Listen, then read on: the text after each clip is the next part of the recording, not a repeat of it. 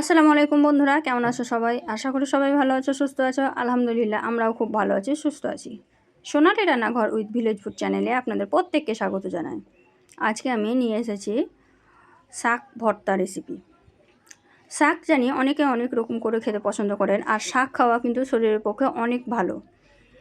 তো কে কেমনভাবে খান আমি জানি না, কিন্তু এইভাবে কিন্তু শাক ভর্তা করলে অনেক মজা লাগে। তার জন্যই কিন্তু আজকে আমি শাকের রেসিপিটা নিয়ে এসেছি। এটা হচ্ছে পুনকা শাক। আর পুনকা শাক কীভাবে ভর্তা করতে হয় আর কীভাবে ভর্তা করলে বেশি টেস্টি হয় সেটাই আজকে আপনাদেরকে দেখাবো। তো চলুন দেখে নেওয়া যাক কীভাবে করেছিলাম। তো শাক ভর্তা করার জন্য প্রথমেই লাগবে আমাদের শাক। তো এখানে আমি পুনকা শাক নিয়ে নিয়েছিলাম, আর পুনকা শাকটা ছিল 500। পুনকা শাক একদম কচি কচি পুনকা শাক ছিল, এত সুন্দর ছিল, দেখেই কিন্তু ভালো লাগছিল। আর এই পুনকা শাকটা কিন্তু সত্যিই অনেক ফ্রেশ ছিল। তো এই তো শাকগুলো সব নিয়ে নিয়েছি, আর এখন আমি শাকগুলো বেছে নেব। শাকগুলো বাছা সেরকম কিছুই ছিল না, শুধু ঘাস পোকা কিছু থাকে কিনা সেটাই বাছা ছিল, কারণ শাকগুলো অনেক কচি। এই তো ভেঙে দেখাচ্ছি, দেখুন কতটা কচি। এক হাতে ভেঙে দেখাচ্ছি, দেখুন কত সুন্দর ভেঙে যাচ্ছে। তো এভাবেই কিন্তু আমি সবগুলো শাক বেছে পরিষ্কার করে নেব। তো এই তো এভাবেই কিন্তু আমি সবগুলো শাক বেছে পরিষ্কার করে নেব এখন। তো সবগুলো শাক কিন্তু আমি বেছে নিয়েছি, এই তো দেখুন। আর এইগুলো হচ্ছে ছাঁট।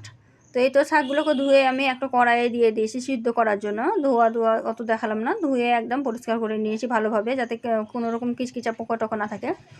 দিয়ে অল্প জল দিয়ে সিদ্ধ করতে দিয়ে দিয়েছিলাম। দিয়ে এই তো সিদ্ধ হয়ে গেছে, আর একটু জল আছে। আর কড়াইয়ে দেওয়ার কারণ হচ্ছে জলটা ভালোভাবে শুকাতে হবে, তাহলে কিন্তু ভালো লাগবে। এখানে কিন্তু সিদ্ধ করে ছেঁকে তুললে কিন্তু অতটা টেস্ট হয় না, যদি জলটা মরিয়ে দেয় তাহলে কিন্তু বেশি টেস্ট হয়। তো এই দেখুন কত সুন্দরভাবে জলটা শুকিয়ে গেছে, আর এখন আমি থালার মধ্যে নিয়ে নিয়েছি। আর এখন আমি ভর্তা করে দেখাবো। তার জন্য এখানে পেঁয়াজ কুচি নিয়েছি, পেঁয়াজ কুচিটাকে ভালোভাবে ধুয়ে নিয়েছি। আর দিয়েছি লঙ্কা কুচি। লঙ্কা কুচি দেওয়া হয়ে গেছে, এখন দিয়ে দিলাম স্বাদ মতো লবণ। স্বাদ মতো লবণ দেওয়ার পরে এখন দিয়ে দিলাম কাঁচা সরষের তেল। এই কাঁচা সরষের তেলের ঝাঁঝেই কিন্তু সবথেকে বেশি টেস্ট লাগে।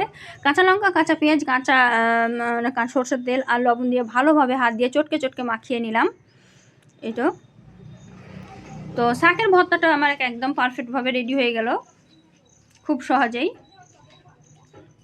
এইভাবে শাক ভর্তা করে গরম গরম ভাতের সাথে জাস্ট অসাধারণ লাগে খেতে। তো এই তো আমি একটা প্লেট নিয়ে নিয়েছি, আর প্লেটে এখন পরিবেশন করে দেখাচ্ছি। তো এই তো দেখুন মধ্যেখানে আমি রেখে দিলাম, দেখেই কতটা লোভনীয় লাগছে দেখুন। আর শাকটা কালারটা কিন্তু একদম সবুজ আছে। আর এখন আমি একটা পেঁয়াজ আর একটা কাঁচা লঙ্কা দিয়ে ডেকোরেশন করে দিচ্ছি দেখার সৌন্দর্যে। তো কত তাড়াতাড়ি ঝটপট একদম শাক ভর্তা রেসিপি রেডি হয়ে গেল।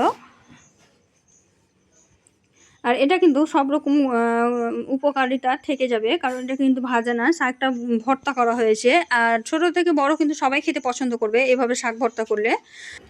রেসিপিটি এতক্ষণ পর্যন্ত ধৈর্য ধরে দেখার জন্য অসংখ্য ধন্যবাদ। আর এই রেসিপিটি যদি ভালো লেগে থাকে অবশ্যই একটা লাইক, শেয়ার, কমেন্ট করে দেবে। তোমাদের একটা লাইক আমাদেরকে মোটিভেট করে নিত্য নতুন রেসিপি তৈরি করার আগ্রহ বাড়ায়। আর রেসিপিটি যদি প্রথমবার দেখে থাকো, আমার চ্যানেলে যদি নতুন বন্ধু হয়ে থাকে, অবশ্যই আমার চ্যানেলটিকে সাবস্ক্রাইব করে দেবে, পাশে থাকা বেল আইকনটিকে প্রেস করে দেবেন রেসিপির নোটিফিকেশন সবার আগে পাওয়ার জন্য। তো আজকে এই পর্যন্তই, দেখা হবে এই ধরনের আর নিত্য নতুন রেসিপি নিয়ে। ততক্ষণ সবাই ভালো থাকবে, সুস্থ থাকবে, আর আমার জন্য দোয়া করবে। খোদা হাফিজ।